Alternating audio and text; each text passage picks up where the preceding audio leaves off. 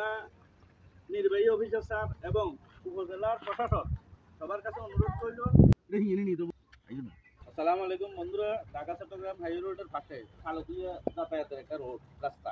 এই রাস্তার মধ্যখানে প্রায় 20 ফুটের লম্বা একটা ব্রিজ। এই ব্রিজটা বর্তমানে যিনি তারা 1.5 মিটার মানে কত 60 ফুট থেকে একটু বেশি, 5 ফুট থেকে একটু কম এই আকারে আনার ষড়যন্ত্রমূলক এই 20 ফুট ব্রিজের তারা 5 ফুটে নিয়ে আসার জন্য একটা ষড়যন্ত্রমূলক একটা কার্যক্রম চালাইছে। এখানে এলাকাবাসী বাধা দিয়েছে।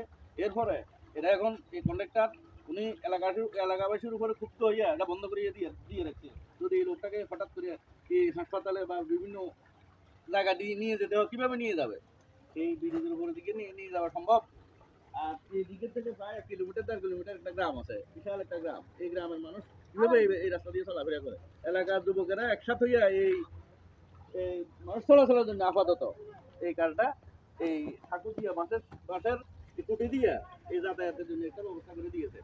উপজেলা নির্বাহী অফিসার স্যার এবং উপজেলার প্রশাসক সবার কাছে অনুরোধ করল এবং কন্ট্রাক্টর যিনি মেইন কন্ট্রাক্টর আছেন তার প্রতি অনুরোধ করলে আপনারা সবাই এই ঘটনাটি তদন্ত করে বিস্তারিত ব্যবস্থা নেওয়ার জন্য আপনাদের প্রতি অনুরোধ করল। এলাকাবাসী অনেক দুর্ভোগ, অনেক কষ্ট এই যাতায়াতে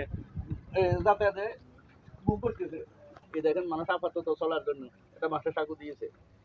মানুষ কোনো রকম এই চলাফেরা করতে চাইছে, অনেক দীর্ঘদিন এই ব্রিজে এভাবে পড়ে রয়েছে। এটা কি সম্ভব? তাই আপনাদের প্রতি অনুরোধ, আপনারা এটা তদন্ত করে এটি সঠিক ব্যবস্থা নেওয়ার জন্য আপনাদের প্রতি অনুরোধ রইল।